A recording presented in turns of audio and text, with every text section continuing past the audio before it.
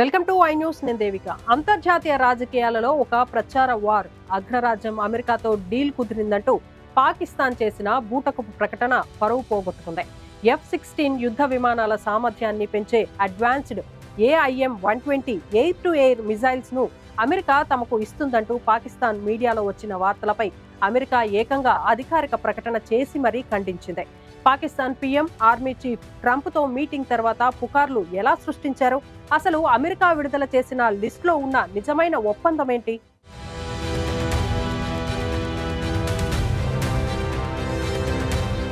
కపటతత్వం పతాక స్థాయికి చేరింది. అమెరికాతో సైనిక ఒప్పందం కుదిరిందని, అధునాతన AIM-120 అమరామ్ మిసైల్స్ తమకు వస్తాయని పాకిస్తాన్ మీడియా ఊదరకొట్టింది.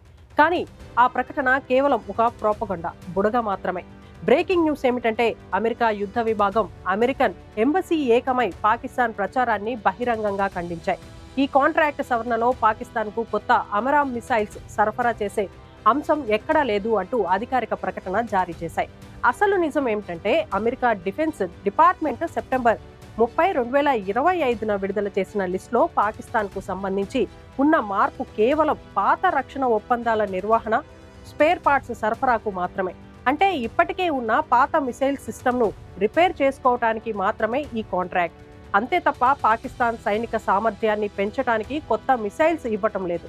రేతియాన్ కంపెనీతో చేసుకున్న ఈ ఒరిజినల్ కాంట్రాక్ట్ను అడ్డం పెట్టుకుని పాకిస్తాన్ కావాలనే తమ F-16 ఫ్లీట్ సామర్థ్యం పెరుగుతుందంటూ తప్పుడు ప్రచారాన్ని వ్యాప్తి చేసింది. అడ్వాన్స్డ్ మిసైల్స్ అమ్మకంలో పాకిస్తాన్ కూడా ఉందని రిపోర్ట్స్ వచ్చిన మాట వాస్తవమే. కానీ అమెరికన్ ప్రభుత్వం ఆ నిజం కాదని తేల్చి చెప్పింది. ట్రంప్తో భేటీ తర్వాతే ఈ అవాస్తవాలు పుట్టాయి. కానీ పాకిస్తాన్ దుష్ప్రచారం అమెరికా నిజం ముందు నిలబడలేకపోయింది. ప్రపంచ దృష్టిలో మరోసారి పరువు పోగొట్టుకుంది.